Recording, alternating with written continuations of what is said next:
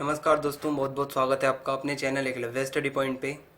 और मेरा नाम है सचिन। आज की इस वीडियो में हम क्लास 11th की भूगोल पढ़ने वाले हैं और 7वां अध्याय जो है भू आकृतियाँ तथा उनका विकास, उसका ये पार्ट सेकंड है। तो आइए स्टार्ट करते हैं अपनी इस वीडियो को। सबसे पहले आपको मैं बता दूं, मैंने आपको नदी और प्रवाहित जल के जो अपरदित और निक्षेपित स्थल रूप थे मैंने आपको लास्ट वीडियो में करवा दिए थे। इस वीडियो में हम जो है भौम जल, इसके अपरदित स्थल रूप और निक्षेपित स्थल रूप के बारे में पढ़ने वाले हैं। भौम जल क्या होता है? हमारा अंडरग्राउंड वाटर जो होता है, ठीक है, जो हमारे धरती के अंदर का पानी होता है। हमारा जो अंडरग्राउंड वाटर होता है वो कौन कौन सी स्थलाकृतियाँ अंदर बनाता है वो हमें देखना है। और इसके साथ साथ लास्ट में हम जो हिमानी है, बर्फ़ वगैरह जो होती है, उसके द्वारा जो स्थल रूप बनते हैं उसका थोड़ा सा हम अपरदित वाला पढ़ेंगे। और जो बाकी बचता है पवन वाला और हिमानी का निक्षेपित स्थल रूप, वो हम अपने नेक्स्ट पार्ट में पढ़ेंगे। तो ये चैप्टर लेंथी है, आपको इसीलिए टॉपिक बाय टॉपिक अच्छे से समझाया जा रहा है। तो आइए स्टार्ट करते हैं। सबसे पहले आपको ये देखना है कि ग्राउंड वाटर होता क्या है, ठीक है, भौम जल। तो आपको पता होगा कि जो हमारी धरती है उसके अंडरग्राउंड में भी पानी होता है, ठीक है। जो मतलब बारिश वगैरह होती है, धरती पानी सोखती है, वो पानी अंदर तक भी जाता है। तो जल जो है, जो पानी है, जब धरातल के नीचे चट्टानों की संधियाँ, जो जो चट्टानों में छेद होते हैं या जोड़ होते हैं, वहाँ से जब जल होकर बहता है, ठीक है, अंदर चट्टानों के अंदर से धरती के अंदर, तो उस अवस्था में हमेशा जो है जो हमारा भौम जल होता है वो जब वो भूमि के अंदर होता है तो वो कैसे बहता है? क्षैतिज अवस्था में। क्षैतिज कैसे होता है? ऐसे, ठीक है। और ऊर्ध्वाधर होता है ऐसे, लंबा। तो जो पानी होता है वो धरातल के नीचे, हमारी धरती के नीचे कैसे बहता है? क्षैतिज में। कहाँ से होता हुआ बहता है? जो चट्टानों के जो बीच बीच में जो छेद होते हैं और जो जोड़ होते हैं, ठीक है, जहाँ से चट्टानें थोड़ी टूटी वगैरह होती है, वहाँ से होता हुआ वो बहता है। और जल का क्षैतिज और ऊर्ध्वाधर प्रवाह, जब पानी क्षैतिज और ऊर्ध्वाधर दोनों में बहता है, इससे क्या होता है? चट्टानों में अपरदन होता है, ठीक है। चट्टानों का कटाव वगैरह होके और वो चट्टानों से जो पदार्थ हैं वो अपरदित होने लगते हैं। अपरदन अभी तक आप समझ गए होंगे, अपरदन का मतलब क्या होता है। और चूना युक्त चट्टानें आर्द्र क्षेत्रों में जहाँ अधिक वर्षा होती है रासायनिक क्रिया द्वारा कई स्थल रूपों का निर्माण करती हैं। जो चूने वाली चट्टानें होती हैं, ठीक है, चूने की चट्टानें होती हैं, वो कहाँ पर? जहाँ पर ज़्यादा बारिश होती है उन इलाकों में जो चूने वाली चट्टानें होती हैं, क्या होता है कि वो पानी अंदर ज़्यादा जाता है, चट्टानों में जाता है। तो रासायनिक प्रक्रिया के कारण क्या होता है? बहुत सारी स्थलाकृतियाँ बन जाती हैं। जब वो चूना चट्टानों में पानी आता है वर्षा का, तो बहुत सारी आकृतियाँ बन जाती हैं। यही आपको भौम जल में देखना है कि कौन कौन सी आकृतियाँ बनती हैं। तो आइए स्टार्ट करते हैं। सबसे पहले हमें देखना है अपरदित स्थल रूप। अपरदन के द्वारा जब पानी का अपरदन होता है, ठीक है, जब पदार्थ एक जगह से दूसरी जगह पर जाते हैं बहते हुए प्रवाह के साथ में, तो कौन कौन सी आकृतियां बनती हैं हमारे भौम जल के द्वारा, अंडरग्राउंड वाटर के द्वारा। सबसे पहली आकृति है घोल रंध्र, दूसरी आकृति है विलय रंध्र और तीसरी आकृति है लैपीज। तो ये तीन हैं जो अपरदित स्थल रूप हैं जो आपको पढ़ने हैं। क्वेश्चन आ सकता है कि भौम जल द्वारा अपरदित स्थल रूप कौन से हैं, आपको बताना है। तो ये तीन हैं। अब इसको हम एक एक करके पढ़ेंगे। सबसे पहले जो अपरदित स्थल रूप में सबसे पहला है वो है घोल रंध्र। घोल रंध्र में क्या होता है? ये ऐसी खाइयाँ सी होती है अंदर, ठीक है, कीप के आकार की। आप फोटो देख सकते हैं, ये कीप के आकार के ऐसे गर्त होते हैं, ठीक है, खाई सी होती है, जो ऊपर से वृत्ताकार होते हैं। ऊपर से आप देख सकते हैं वृत्ताकार होते हैं थोड़े से, और इनकी गहराई जो है आधा मीटर से 30 मीटर या उससे भी ज़्यादा हो सकती है। जो घोल रंध्र होते हैं, ठीक है, जो घोल रंध्र होते हैं इसकी विशेषता क्या है? इसकी गहराई आधा मीटर से लेकर और 30 मीटर तक हो सकते हैं। सिंक होल इसको इंग्लिश में कहते हैं, ठीक है। तो और ये कैसे होते हैं? खाई की तरह होते हैं थोड़े से, और ऊपर से वृत्ताकार होते हैं। तीन विशेषताएं बस इसकी, ये कीप के आकार के होते हैं, खाइयाँ जैसी होती हैं, और ऊपर से वृत्ताकार होते हैं। इनकी गहराई याद रखनी है आपको, ठीक है। पहली आकृति जो है स्थल रूप है जो भौम जल द्वारा, वो है घोल रंध्र। दूसरा जो है वो है विलय रंध्र। अब घोल रंध्र में क्या है? थोड़ी सी गहराई है, आप देख सकते हैं फोटो में। विलय रंध्र में आपको ये जो गहराई है ये नहीं दिखेगी। ये क्या है? ये कुछ गहराई पर घोल रंध्र के निचले भाग से जुड़े होते हैं। जो घोल रंध्र का निचला भाग होता है, ठीक है, जो नीचे का भाग होता है, ये इससे जुड़े हुए होते हैं, ठीक है। ये दूसरी आकृति है जो भौम जल बनाता है अंदर। तो ये कुछ गहराई पर घोल रंध्र के निचले भाग से जुड़े होते हैं, और चूना पत्थर चट्टानों के तल पर सुघन क्रिया द्वारा इनका निर्माण होता है।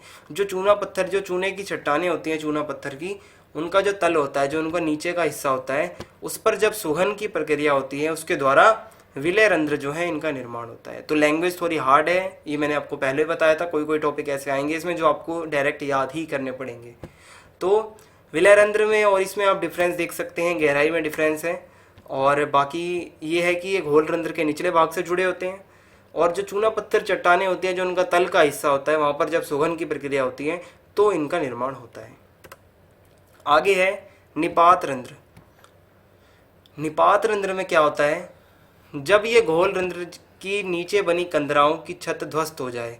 आपको पता है ये घोल रंध्र है, ये घोल रंध्र है, और ये जो इसकी कंदरा बनी हुई है, जो ये गुफा सी बन रही है, ठीक है, आपको समझना ही है, गुफा सी है थोड़ी। ये जब टूट जाती है ये गुफा, तो वो कहलाता है क्या, निपात रंध्र। बस इसमें यही एक डिफरेंस है कि घोल रंध्रों के नीचे जो बनी कंदराएं, जो गुफाएं होती हैं, वो जब उनकी छत टूट जाती है, दोनों तरफ से गुफाएं आप देख सकते हैं, और जब इसकी छत टूट जाती है तो ये निपात रंध्र कहलाता है। बस ये 3 थे। और लास्ट जो है रंध्र, तो वो सिर्फ 3 थे। अब जो लास्ट एक स्थल रूप है वो है लैपीज। लैपीज में क्या होता है, धीरे धीरे चूना युक्त चट्टानों के अधिकतर भाग जो है गर्तों और खाइयों में बदल जाते हैं। जो चूना वाली ये चट्टानें होती हैं, इनका जो ज़्यादातर हिस्सा होता है वो खाइयों में बदल जाता है, और पूरे क्षेत्र में अत्यधिक अनियमित पतले और नुकीले कटक रह जाते हैं, जिन्हें लैपीज कहा जाता है। तो जो चट्टानें होती हैं, अंदर का जो हिस्सा होता है चट्टानों में, ठीक है, जब वो धीरे धीरे चट्टानें क्या होती हैं, वो खाइयों में और गर्तों के रूप में बदल जाती है। और लैपीज क्या होता है, जो नीचे पूरे एरिया में क्या होता है, ऐसा कुछ नुकीला सा जो है स्थल रूप बन जाता है, नुकीले पतले जो कटक बन जाते हैं, ठीक है, छोटे छोटे से नुकीले से, यही लैपीज कहलाते हैं। और इनका जो निर्माण कैसे होता है, चट्टानों की संधियों में घुलन की प्रक्रिया से। जो चट्टानें होती हैं, जो 2 चट्टानों का जोड़ होता है, जब उसमें घुलन हो जाता है तो इनका निर्माण हो जाता है, ठीक है। तो लैपीज आपका अपरदित स्थल रूप का आखिरी वाला था। अब बात की जाए, सॉरी, एक और है अभी आपका अपरदित में, एक और है। पहले तो हमने घोल रंध्र पढ़ा, निपात रंध्र पढ़ा, विलय रंध्र पढ़ा, लैपीज पढ़ा। अब अपरदित का एक और है जिसको कहते हैं हम कंदराएं। कंदरा क्या होता है, गुफा। आप सबने गुफा का नाम सुना होगा। तो वो गुफा कैसे बनती है, गुफा जो है वो भी भौम जल द्वारा अपर्दन होता है, उसी का ही एक परिणाम है, ठीक है। कैसे, जो पानी होता है अंडरग्राउंड, वो दरारों से रिसता है। जो अंदर अंडरग्राउंड दरार होती हैं चट्टानों के अंदर, वहाँ से रिसाव होता है पानी का, और क्षैतिज अवस्था में पानी बहता है। ये तो मैंने आपको बता दिया, भौम जल जो है क्षैतिज अवस्था में बहता है, और उसमें जब रिसाव होता है चट्टानों में, और इसी तल संस्तरण के सहारे चूना चट्टानों में घुलती हैं। और मतलब ये पानी जो है धीरे धीरे ये चूना चट्टानों में ये घुलने लगता है। और जो चूना की जो चट्टानें होती हैं वो भी इसके सहारे क्या होता है, घुलने लगती हैं, और लंबे एवं तंग विस्तृत स्थान बन जाते हैं, जिन्हें कंदराएं कहते हैं। कंदरा मतलब गुफा। इसी के कारण ये जब पानी बहता रहता है, रिसाव होता रहता है, तो इससे क्या होता है, एक लंबा और तंग और फैला हुआ स्थान बन जाता है, जिसको हम गुफा कहते हैं। आपके सामने फोटो है, गुफा आपने मूवीज वगैरह में देखा होगा, कुछ ऐसी दिखती है। तो ये कैसे बनती है, यही भौमजल के अपरदन का ही एक परिणाम होता है। अब बात की जाए निक्षेपित स्थल रूप की। अपरदित तो आपने पढ़ लिया। अब निक्षेपित स्थल रूप की बात की जाए तो ये 2 नाम एक जैसे हैं, स्टैलेक्टाइट और स्टैलेग्माइट। तीसरा है स्तंभ। ये 3 आकृतियां हैं जो भौम जल के निक्षेपण से बनती हैं। जब वो भौम जल कहीं जाकर रुक जाता है, पहले तो बहता रहता है, मैंने आपको बताया, जब वो जमा हो जाता है जिस जगह पर जाके, वो पानी जब जम जाता है, एक जगह पर रुक जाता है, उसको निक्षेपित स्थल रूप जो है हम कहेंगे। पहला जो निक्षेपित स्थल रूप है वो है स्टैलेक्टाइट। अभी आपको मैं फोटो के द्वारा समझाऊंगा, आपको ये इन दोनों में अंतर समझ में आ जाएगा। स्तंभ तो बिल्कुल भी आसान है। और पहला है स्टैलेक्टाइट। ये क्या है, यह चूना प्रदेशों में निक्षेपण प्रक्रिया से बनी एक स्थलाकृति है। स्टैलेक्टाइट क्या है, एक स्थलाकृति है। कहाँ पर बनती है, चूना प्रदेशों में, जहाँ चूने की चट्टानें वगैरह होती हैं।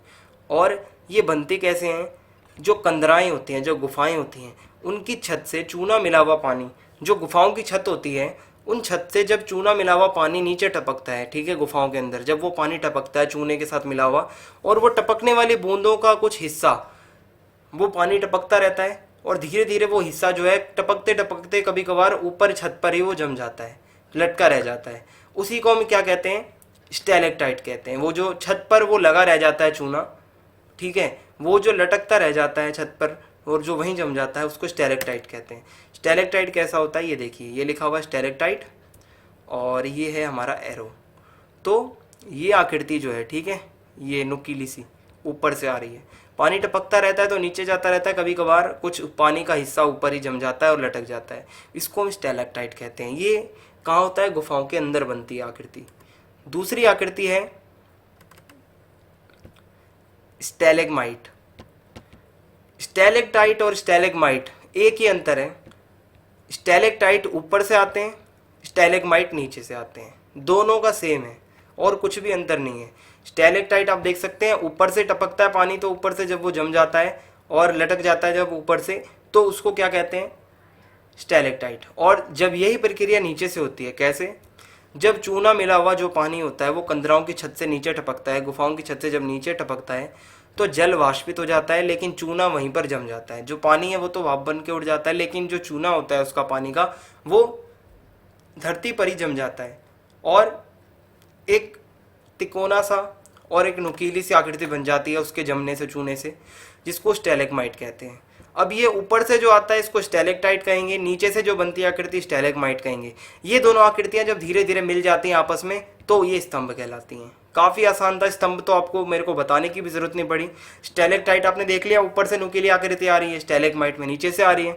स्तंभ कैसे बनता है, जब ये दोनों आकृतियां मिल जाती हैं, ये ऊपर से और ये नीचे से जब दोनों आपस में मिल जाएंगे कभी, तो वो स्तंभ बन जाएगा। आपको एक बार बता भी देता हूँ स्तंभ का। विभिन्न मोटाई के स्टैलेक्टाइट और स्टैलेग्माइट दोनों बढ़कर आपस में जुड़ जाते हैं। अलग अलग मोटाई के स्टैलेक्टाइट और स्टैलेग्माइट जब ये आपस में जुड़ जाते हैं तो इसको हम क्या कहते हैं, चूना स्तंभ या स्तंभ। ठीक है, सबसे पहले आपको समझाया मैंने, स्टैलेक्टाइट ऊपर से आता है, स्टैलेग्माइट नीचे से, और स्तंभ कैसे बनता है, जब ये दोनों आपस में जुड़ जाते हैं। तो ये निक्षेपित स्थल रूप था जो मैंने आपको बताया। तो भौमजल का टॉपिक हमारा समाप्त होता है। काफ़ी आसान था, थोड़ी सी लैंग्वेज हार्ड है, आपको एक दो बार अगर आप वीडियो देखेंगे तो आपको वो याद हो जाएगा, विशेषताएं जो मैंने आपको बताई है, पेपर की दृष्टि से काफ़ी इंपॉर्टेंट है। अब अगला जो टॉपिक है वो है हिमनद। हमने नदियों के बारे में पढ़ लिया, हमने भौमजल के बारे में पढ़ लिया। अब अगला टॉपिक है हमारा हिमनद। हिमनद क्या होता है, बर्फ़ की नदी जिसे हम कह सकते हैं हिमनद, जिसको हम इंग्लिश में ग्लेशियर्स भी कहते हैं। आपने सुना होगा, ग्लेशियर्स कहते हैं। आज के टाइम में ग्लेशियर पिघल रहे हैं धीरे धीरे, आपने सुना होगा। तो हिमनद कैसा होता है, पहले मैं आपको ये दिखा देता हूँ। ये देखिए, इन्हीं से ही नदियाँ आगे बनती हैं। पहले बर्फ़ होती है, बर्फ़ की नदियाँ बहती हैं, वही आगे जब पिघल के आगे फिर वो नदियों का रूप ले लेती हैं। तो ये आप देख सकते हैं हिमनद का एक दृश्य, हिमनद की एक फ़ोटो है आपके सामने। आपको समझ में आ गया होगा हिमनद होता क्या है। अब आपको देखना है कि ये हिमनद जब ये बहता है तो ये कौन सी आकृतियाँ बनाता है, और जब ये जाकर जम जाता है तब कौन सी आकृतियाँ बनाता है। ठीक है, अपर्दन और निक्षेपण। तो सबसे पहले आपको पता होना चाहिए हिमनद की परिभाषा। तो हिमनद जो है बड़े बड़े हिमखंडों को कहते हैं, जो बर्फ़ के बड़े बड़े टुकड़े होते हैं वो हिमनद कहलाते हैं, जो अपने ही भार के कारण नीचे की ओर खिसकते रहते हैं। ये नीचे की ओर कैसे खिसकते हैं, अपने ही वेट के कारण, जो इनका भार होता है, जितने भारी होते हैं ये अपने ही हिसाब से खिसकते रहते हैं, और हिमनद नीचे आकर पिघल जाते हैं। जब ये हिमनद नीचे खिसकते खिसकते खिसकते जब वो नीचे आने लगते हैं तो पिघल कर पानी का रूप ले लेते हैं, पानी से वो नदी बन जाती है। ऐसे जैसे गंगा नदी है, गंगोत्री नामक हिमनद से निकलती है, गंगोत्री से निकलते हुए आगे वो गंगा नदी बन जाती है। तो ऐसे ही हिमनद से नदियाँ बनती हैं। तो अब आपको देखना है कि हिमनद कौन कौन से स्थल रूप बना सकता है। सबसे पहला स्थल रूप जो है हिमनद जब बह रहा होता है तो वो बनाता है सर्क। सर्क क्या होता है, सर्क जो है गहरे लंबे और चौड़े गर्त होते हैं, चौड़ी सी खाइयाँ, गहरी लंबी और चौड़ी सी खाइयाँ, गर्त, जिनकी दीवार तीव्र ढाल वाली सीधी दीवार होती है। आपको सर्क की फ़ोटो दिखाता हूँ। ये सर्क है, देखो, ये खाई सी होती है, गहरी लंबी, और इसके किनारे भी खड़े एकदम तीव्र ढाल वाले। तो सर्क ऐसा होता है। और हिमनद के पिघलने पर जल से भरी झील भी बन जाते हैं। कभी कभार हिमनद जब पिघलता है, जब वो बर्फ़ पिघलती है, उसका पानी इकट्ठा हो जाता है तो वो एक झील सी बन जाती है, और वो कई बार खड्डों में पानी भर जाता है, तो वो झील जो बनती है उसको कहते हैं हम सर्क झील। ठीक है, जो हिमनद के पिघलने पर जब वो पानी भर जाता है खड्डों में, वो जो झील बनती है उसको कहते हैं हम सर्क झील। ठीक है, तो सर्ग झील मैंने आपको बता दिया, हिमनद आपको बता दिया। अब आगे बढ़ते हैं। जो सर्ग तक तो मैंने आपको बताया। अब जो अगला अपर्दित स्थल रूप है वो है श्रृंग। श्रृंग को इंग्लिश में कहते हैं हॉर्न। तो श्रृंग जो है अगला अपर्दित स्थल रूप है। ये क्या होता है, ये भी हिमनद ही बनाता है। इसमें क्या होता है, जब दो सर्क एक दूसरे से विपरीत दिशा में मिल जाते हैं तो नुकीली चोटी जैसी आकृति बन जाती है, जिसे श्रृंग कहते हैं। जब दो सर्क एक दूसरे से विपरीत दिशा में मिल जाते हैं, देखो ये एक यहाँ सर्क होगा, एक पीछे से सर्क आया, ये दोनों जब मिल जाते हैं तो क्या कहलाता है, श्रृंग। नुकीला सा, देख सकते हैं पहाड़ जैसा, यही श्रृंग है। तो काफ़ी छोटा सा था ये भी। अगला जो स्थल रूप है वो है हिमनद घाटी। घाटियाँ मैंने आपको नदियों द्वारा बताई थी कैसी होती हैं। अब हिमनद भी घाटियाँ बनाते हैं, और हिमनद घाटियाँ जो हैं वो खाइयों की तरह होती हैं और दिखने में कैसी होती हैं, अंग्रेजी का अक्षर है यू।